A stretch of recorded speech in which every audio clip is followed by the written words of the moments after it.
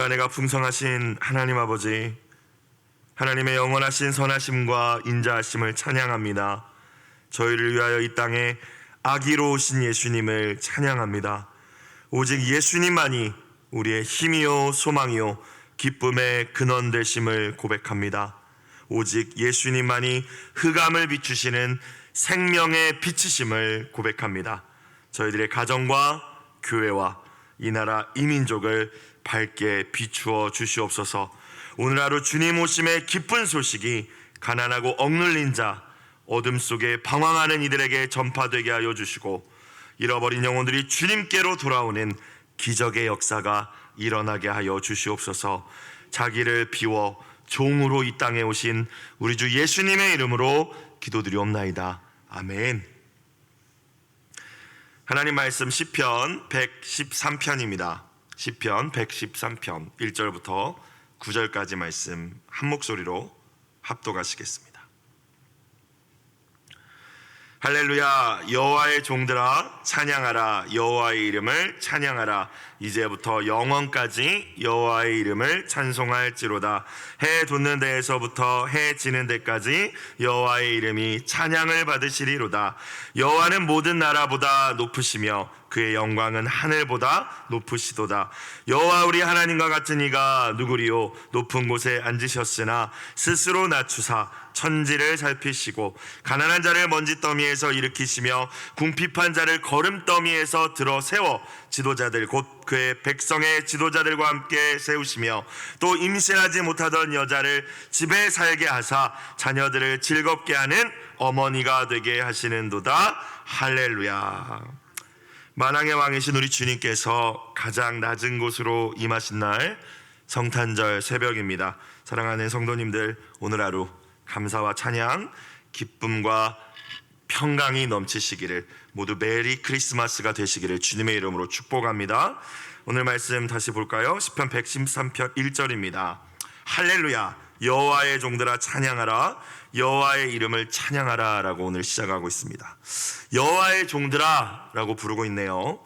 자, 구약을 생각해 본다면 제사장들과 레위 지파들을 생각해 볼 수 있을 것 같은데, 그들뿐만이 아니라 하나님의 백성 이스라엘, 모든 이스라엘 백성들을 의미합니다. 우리에게 적용해 본다면 주의 종 하면은 목사님들만 주의 종이라고 우리가 생각할 수도 있을 것 같지만, 목회자들뿐만이 아니라 구원받은 모든 백성들을 향한 명령임을 믿습니다. 우리 모두가 여호와의 종들이라는 거예요. 십자가 은혜로 구원받은 성도의 두 가지 정체성이 있습니다. 예전에도 제가 한번 말씀드린 적이 있는 것 같은데요. 첫 번째 정체성이 무엇입니까? 하나님의 자녀죠. 하나님의 자녀.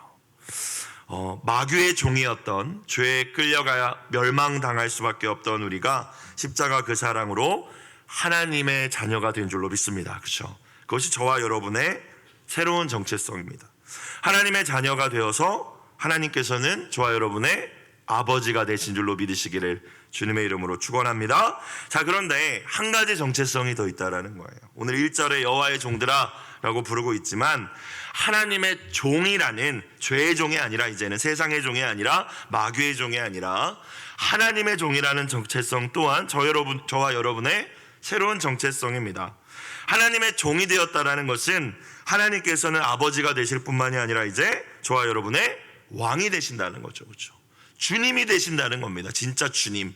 입술로 주여 주여 우리가 부르지 않습니까? 내 왕이라는 의미예요. 내 왕이라는 의미. 복음서를 보면은 예수님을 소개할 때 사용되는 단어 가운데 헬라어, 성경에 원래 기록됐던 그 언어 파이스라는 단어를 쓰거든요. 예수 그리스도 하나님의 파이스 이렇게 소개하고 있다는 거예요. 원어를 보면은.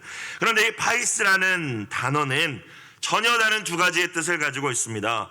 하나는 자녀라는 뜻이고요, 하나는 종이라는 뜻입니다. 그러니까 예수 그리스도께서는 하나님의 아들, 하나님의 자녀이시지만 또 그 파이스라는 단어가 가지고 있는 뜻 때문에 다르게 또 해석을 하면 예수 그리스도는 아들이시지만 또 어떤 분이라는 거예요? 종이시라는 거예요. 하나님의 종. 죽기까지 복종하셨던 하나님의 종. 그것이 성경이 이야기하는 예수님의 정체성입니다. 이 정체성은 예수님을 믿음으로 구원받은 저와 여러분에게도 그대로 주어졌다는 사실을 이 아침 깨달으실 수 있기를 주님의 이름으로 부탁드립니다. 우리는 자녀이면서 동시에 왕이신 하나님을 찬양하며 섬기는 주님의 종들이라는 것입니다. 하나님의 자녀로서 우리는 하나님의 그 조건 없는 사랑, 그분의 은혜를 누리며 자유함 가운데 신앙생활 해야 할 줄로 믿습니다. 그런데 여기에서만 머무르면 안 된다는 거예요. 이게 가장 중요한 정체성이긴 하지만 자녀의 정체성을 가지고 이제는 어디로 나아가야 합니까? 예수님처럼 죽기까지 복종하는 종의 모습으로 나아가는 것이 마땅히 하나님께서 우리에게 기대하시고 기뻐하시는 우리의 모습임을 깨달으실 수 있기를 주님의 이름으로 부탁드립니다. 이제는 하나님의 종으로 왕이신 주님 앞에, 하나님 앞에, 주인이신 하나님의 말씀 앞에 겸손히 청종할 줄 알아야 된다는 거예요. 그래서 은혜로 주신 그 은혜와 사랑에 감격하는 수준에만 머무르면 그 어린아이의 수준에만 머물러 있는 거예요. 내가 누구인가? 하나님의 아들, 딸이지만 동시에 이제는 왕이신 하나님께 온전히 복종하는 종이라는 그 귀한 나의 정체성을, 그 사실을 깨닫고 하나님의 말씀에 더욱더 순종해 나가셔서 하나님의 기쁨이 되는 모든 분들이 되시기를 주님의 이름으로 다시 한번 축복합니다. 자, 중요한 것은 근데 하나님께 받아들여지기 위해서, 인정받기 위해서 이제 순종하는 것이 아니죠. 그죠? 내가 순종을 안 하면 하나님이 날 안 받아주시니까 순종하는 것이 아니라 이미 받아들여졌기 때문에, 이미 의롭다 인정을 받았기 때문에 하나님을 감사하고 하나님의 은혜 감사하고 하나님을 사랑하는 마음으로 순종하는 것인 줄로 믿습니다.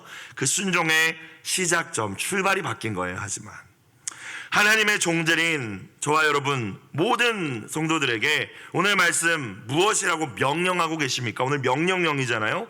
할렐루야라고 시작하고 있습니다. 어제 엊그제 말씀도 계속 할렐루야로 시작했어요. 여호와를 찬양하라. 자, 그러니까 1절 말씀을 다시 보면, 할렐루야를 우리말로 바꿔서 다시 읽으면 여호와를 찬양하라, 여호와의 종들아 찬양하라, 여호와의 이름을 찬양하라. 찬양하라 몇 번 나와요? 3번이나 나옵니다. 3번. 그죠? 3번, 뭐 우리말에도 그런 표현이 있지만 이스라엘의 문화에서도 3번은 완전수입니다. 7도 완전수고. 자, 오늘 말씀은 또 특별히 마지막 9절, 맨 마지막 끝나는 부분도 할렐루야로 끝나고 있어요. 여러분, 하나님의 자녀, 예수님을 주로 고백하는 자들에게 찬양은 선택의 문제가 아니라는 거예요. 아, 오늘은 우울하니까 찬양하네. 아, 오늘은 목사님 설교가 기분 나쁘니까 입 다물고 있어야지. 그럼 이게 아닙니다. 명령형으로 오늘 우리에게 주어졌어요.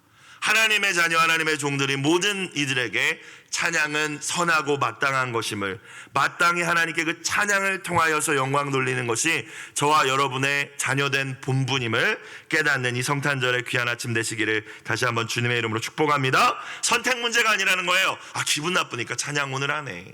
요즘 우울하니까 찬양 안 해. 여러분 그러지 않습니까 우리? 근데 그렇지 않다는 거예요. 두 번째는 오늘 말씀 1절부터 찬양하라, 찬양하라, 찬양하라. 하나님께서는 저와 여러분의 삶이 찬양으로 가득 채워지기를 원하신다는 사실을 깨달으시기를 바랍니다. 찬양이 넘치는 인생이 되기를 원하시는 거예요. 이게 근데 의무로 주어진 게 아니라, 야, 내가 왕이니까 너 찬양해놔, 이런 의미가 아니라, 찬양할 때, 이 새벽에 나오신 분들은 다 아시잖아요. 우울해도 뭔가 문제가 많아서 답답해도, 이상하게도 신기하게도 찬양하면은 마음속에서 기쁨이 넘칩니다. 우리의 영혼이 소성케 되는 놀라운 역사를 경험하게 되실 줄로 믿습니다. 감사한 게 없었는데 의지적으로 찬양해보면 막 감사가 막 솟아나는 거예요. 이거는 해보셔야 하는 거죠. 그렇죠? 해보셔야. 어제도 말씀드렸지만 기도가 막힐 때도 있고, 때로는 너무 피곤하고 힘들어서 이 새벽 또 기도가 안 되실 때도 있는데, 찬양으로 시작하시면 마음이 열립니다. 하나님께서 기뻐하시면서 성령을 부어주시는 줄로 믿으시기를 주님의 이름으로 축복합니다. 여러분, 찬양하는 인생이 복된 인생, 행복한 인생, 저와 여러분이 먼저 행복해져야 다른 누군가를 또 우리의 자녀들을, 맡겨주신 영혼들을 행복하게 일으켜 세우실 수 있지 않겠습니까? 축복의 통로가 또 될 수 있겠죠. 성경은 여러 곳에서 하나님께서 우리의 찬양을 기뻐하시고 그 찬양 가운데 임재하신다고 말씀하십니다. 한낱 양측이었던 다윗이 하나님의 마음에 합한 자가 되어서 이스라엘의 가장 위대한 왕이 될 수 있었던 이유 가운데 한 가지도 그가 언제나 하나님을 찬양하는 자였음을 저와 여러분은 기억해야 할 줄로 믿습니다. 시편이 150편까지 있잖아요. 그 엄청난 방대한 양의 시편 가운데 절반 이상은 다윗의 고백입니다. 항상 찬양했다라는 거잖아요. 그렇죠? 기록된 것만 그만큼 있다라는 것은. 문제로 인하여서 낙심에 빠질 때가 있습니다. 저도 그래요. 영적 침체에 빠질 때도 있습니다. 언제나 이렇게 텐션이 높은 것은 아닌 것 같아요. 또 우울감과 절망감이 몰려와서 내일이 안 왔으면 좋겠다, 이런 생각이 들 때도 우리의 삶 가운데 있을 수 있습니다. 그런데 그때 어떻게 이겨내겠습니까? 찬양을 통하여서 이길 힘을 얻으실 수 있기를 주님의 이름으로 축원합니다. 오늘만이 아니라, 오늘 성탄절이니까 막 찬양하고 그냥 끝나는 것이 아니라 여러분의 인생이 하나님을 향한 찬양으로 온전히 가득 채워지기를 주님의 이름으로 축복합니다. 시인은 하나님의 종들인 우리들이 영원히 하나님을 찬양해야 한다고 고백하고 있어요. 2절을 보시면. 왜 그럴까요? 하나님께서 영원하신 분이시기 때문이죠. 그러니까 그 영원하신 하나님께 우리도 영원히 찬양해야 된다는 거예요. 2절, 이제부터 영원까지 여호와의 이름을 찬송할지로다. 여러분이 이 땅에서 숨을 거두실 때, 그러면 우리는 이제 하나님 나라에 딱 들어가게 될 것입니다. 마지막 이 땅의 그 마지막 한마디가 무엇이 되기를 원하십니까? 아유, 아파 죽겠네, 이게 되기 원하십니까? 아니면 하나님, 내 영혼을 받아주세요, 하나님 이 땅에서 나와 함께 동행해 주셔서 하나님 감사합니다, 찬양합니다. 여러분, 이 마지막 마디가 저와 여러분의 마지막 한마디가 되기를 주님의 이름으로 축원합니다. 찬양으로 마무리하는 거예요. 그렇죠? 우리 호흡의 마지막이 찬양이 되기를 주의 이름으로 축원합니다. 그런데 이 땅의 나그네 삶을 마치고 이제 영원한 우리가 하나님 나라에 들어가도 우리의 찬양이 멈추는 게 아니죠. 천국에서도 우리의 찬양은 계속될 줄로 믿습니다. 구원받은 모든 백성들이 요한계시록의 말씀처럼 하나님 앞에 나와서 날마다 하나님 앞에 찬양과 경배를 드리게 될 거예요. 모든 열방, 모든 민족들이 보좌에 앉으신 하나님과 그분의 아들 어린 양 예수께 찬양과 존귀와 영광을 올려드리게 될 줄로 믿습니다. 그래서 어떻게 생각해 보면 이 땅에서 우리가 드리는 찬양과 예배는 예행 연습일 수도 있을 것 같아요. 실제이기도 하지만 천국에서 영원히 하나님 찬양할 것인데, 이 땅에서도 그렇게 하나님께 드릴 찬양을 준비하고 또 날마다 하나님을 기쁘시게, 하나님께 영광을 올려드릴 수 있는 모든 분들이 되시길 다시 한번 주의 이름으로 부탁드립니다. 자, 3절, 해 돋는데 동쪽 끝이겠죠. 해 지는 데까지 서쪽 끝이겠죠. 그러니까 온 세상 모든 열방 가운데에서 여호와의 이름이 찬양을 받으시리로다.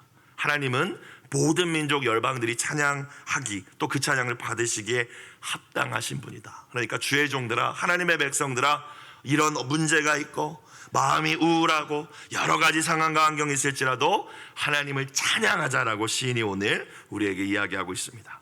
시인은 이어서 4절 이하에서 하나님의 백성들이 그렇게 영원토록 하나님께 찬양과 영광을 올려드려야 하는 이유에 대해서 노래합니다. 하나님 어떤 분이시기에 우리가 이런 찬양을 드려야 하는가? 자, 첫 번째는 하나님께서는, 우리 주님께서는 온 우주의 왕이시기 때문이죠. 4절 5절 보겠습니다. 여호와는 모든 나라보다 뭐하시며? 높으시며 그의 영광은 하늘보다 높으시도다. 5절, 여호와 우리 하나님과 같은 이가 누구리요? 높은 곳에 앉으셨으나. 높으신 분이라는 표현이 4절 5절에 3번 또 등장합니다. 그러니까 하나님보다, 5절에 있는 말씀처럼 하나님과 같은 이가 없다, 하나님보다 더 높고 존귀한 존재나 권세는 없다라는 말씀입니다. 왕의 왕이신 그분께, 온 우주의 통치자, 모든 민족의 주권자이신 그분께 찬양하는 것은 마땅한 일이라고 시인이 이야기하고 있습니다. 세상의 권력자들과 다르게 하나님은 완벽한 공의로 이 땅을 다스리시죠. 왕이신 하나님의 통치 가운데 우리는 완벽한 평화를 누리게 되는 것입니다.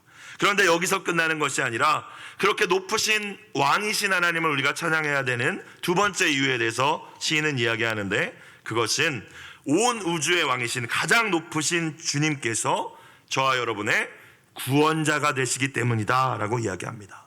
그냥 높으신 분이니까 찬양하는 게 아니라, 그분께 잘 보이려고 찬양하는 게 아니라, 그 높으신 분께서 낮아지셔서 저와 여러분을 구원하셨기 때문에 그 하나님을 영원히 찬양하는 것이 마땅하다. 이것이 오늘 말씀의 요지죠. 5절 6절을 볼까요? 5절을 다시 볼까요? 여호와 우리 하나님과 같은 이가 누구리요? 높은 곳에 앉으셨으나 라고 이야기하죠. 그토록 위대하고 존귀하신 하나님께서, 우리 주님께서 6절 어떻게 하셨대요? 스스로 낮춰서, 누가 시킨 것도 아니에요. 안 해도 돼요. 안 낮아지셔도 돼요. 그런데 스스로 결정하시고 선택하셨다라는 거예요. 왜요? 천지라고 하면 안 와닿았잖아요.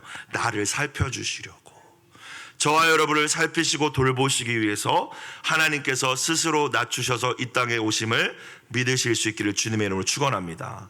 그걸 생각할 때 신앙생활 할 수 있는 힘이 생기는 거죠. 그걸 생각할 때 우울할 때도 다시 일어서는 힘이 생기는 것입니다.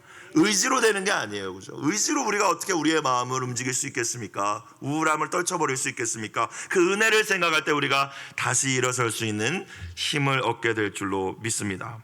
우리 주님께서는 세상의 여느 왕들처럼 그저 백성 위에 군림하시려고만 하거나 니네끼리 알아서 해 방관하시는 그런 분이 아니시죠. 친히 낮은 곳으로 임하셔서 살피시고 자기 백성을 감찰하시고 돌보시는 인자와 긍휼, 다른 말로 사랑이 한이 없으신 분이심을 믿습니다. 그러니까 그 하나님 찬양받기 합당하신 분이시라는 거예요. 예수님에 관한 말씀뿐만이 아니라 구약의 말씀도 여러 곳을 들여다보면 하나님께서는 언제나 이 땅에 내려오셨습니다. 하나님의 사자들, 천사들을 통하여서 땅을 살피시고 당신의 백성들을 돌보셨죠. 아브라함의 하나님만 되실 뿐만이 아니라 이스마엘을 잉태한 후에 여주인 사라의 학대를 피해서 광야로 도망친 하갈의 하나님도 되셨습니다. 그 보잘것없는 하갈도 살피시고 보살피시기 위해서 스스로 낮추신 엘헬로의 이스라엘, 감찰하시는 하나님이 되어주신 줄로 믿습니다.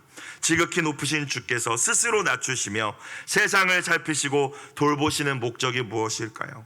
가난하고 연약한 자들, 자신의 힘으로는 아무것도 할 수 없는 인생들, 그러니까 저와 여러분입니다. 건져주시기 위함이라고 오늘 말씀하고 계십니다. 7절 보겠습니다. 가난한 자를 어디에서? 먼지 더미에서 일으키시며 건져내시며. 저와 여러분이 가난한 자잖아요. 의지할 것 없다라는 의미예요. 가난한 자는 궁핍한 자를 거름더미에서, 똥이잖아요. 똥, 거름더미, 그죠? 들어 세워서 건져내서 구원하시기 위하셔서 스스로 낮추셨다라는 거예요. 여러분, 스스로 낮추셨다라는 건 또 어떤 의미가 있어요? 이해한다라는 의미가 있죠. 그 사람의 자리에 가보지 않으면 그 사람을 이해할 수 없습니다. 하나님은 인간이 되셔서 우리를 온전히 이해하시는 하나님이심을 믿으시기를 주님의 이름으로 축원합니다. 그래서 너 진짜 힘들었겠다 아시는 거예요.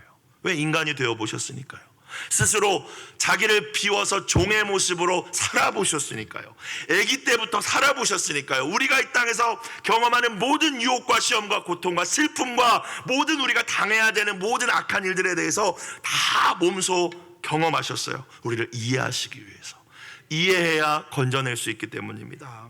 8절, 그렇게 우리를 들어 세우셔서 지도자들, 그러니까 존귀한 자들, 곧 그의 백성의 지도자들과 함께 세우셨다라는 것이죠. 9절, 또 임신하지 못하던 여자를 집에 살게 하사 자녀들을 즐겁게 하는 어머니가 되게 하시는도다. 할렐루야. 이렇게 오늘 말씀이 마무리되고 있습니다. 임신하지 못하던 여자, 대표적으로 구약을 생각해 보면 아브라함의 아내 사라, 그리고 사무엘의 어머니 한나, 이런 여인들이 떠오릅니다. 고대 이스라엘 사회에서 아이를 갖지 못하는 여인이란 그 집에서 쫓겨날 수밖에 없었어요. 쫓겨나지 않는다고 해도 비방과 학대를 당할 수밖에 없었어요. 그런데 하나님은 낮아지셔서 살피시고 돌보셔서 그런 비천한 여인을 그 집에 살게 하시고 존귀케 하셨다라는 말씀이죠.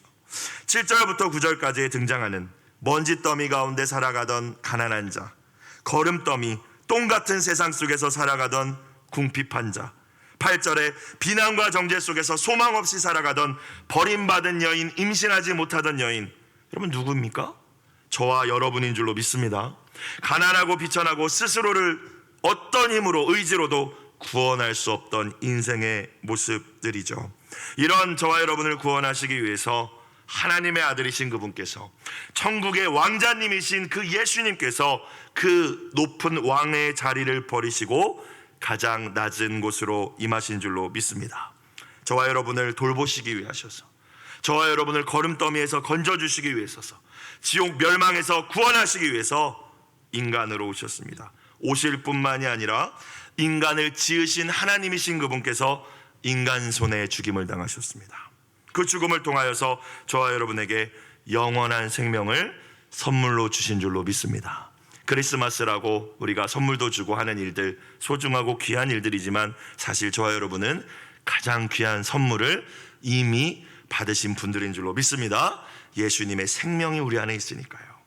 죽음을 이기시고 부활하심으로 또한 저와 여러분을 의롭게 하시고 부활의 소망을 갖고 살아가게 하신 줄로 믿습니다. 예수님과 같은 하나님의 존귀한 아들, 딸이 되게 하셨죠. 자격 없는 우리들에게 조건 없이 베풀어 주신 이 은혜를 정말 우리가 믿는다면, 바쁜 세상살이에서 가끔 잊어버리고 놓치긴 하지만 다시 십자가로 돌아와 이 은혜를 다시 붙든다면 우리가 어찌 하나님을 찬양하지 않을 수 있겠습니까? 높으신 분이기 때문에 찬양하는 것, 그것만이 아니라 그 높으신 분이 나를 살펴주시기 위해서 낮아지셨다는, 그리고 나를 거름더미에서 건져주셨다는 그 은혜를 기억하면서 여러분의 인생 평생 동안 하나님을 온전히 찬양할 수 있는 귀한 은혜가 함께 하시기를 주님의 이름으로 축복합니다. 매일 성경 오늘 기도 제목 이렇게 나와 있네요. 낮은 저를 굽어 살펴서 도와주신 주님의 선하심과 인자하심을 찬양합니다. 오늘 하루 성탄절 그런 여러분의 귀한 삶들이 되시기를 주님의 이름으로 축복합니다. 기도드리겠습니다. 사랑과 은혜가 풍성하신 아버지 하나님, 세상의 어떤 신들도 제국의 어떤 왕들도 주님과 같이 자신을 낮추어 가장 낮은 곳으로 오는 이는 없음을 고백합니다. 가난하고 연약한 이들을 돌보셨던 하나님께서 친히 인간이 되셔서 오신 오늘 성탄절, 주님의 그 측량할 수 없는 무한한 사랑을 더욱 깊이 묵상하는 하루가 되게 하여 주시옵소서. 죄인인 나를 위하여, 비천한 나를 위하여 가장 낮은 곳으로 임하신 주님을 기뻐하며 찬양하게 하여 주옵소서. 낮은 곳으로 임하신 주님의 모습을 이제는 우리도 본받아서 우리도 가난하고 연약한 이들을 섬기기 위해 더욱 낮아지는 오늘 한날을 살아가게 하여 주옵소서. 예물 드린 손길을 주님 기억하여 주시고 눈물의 기도를 살피시고 돌보아 주시옵소서. 예수님의 이름으로 기도드리옵나이다. 아멘.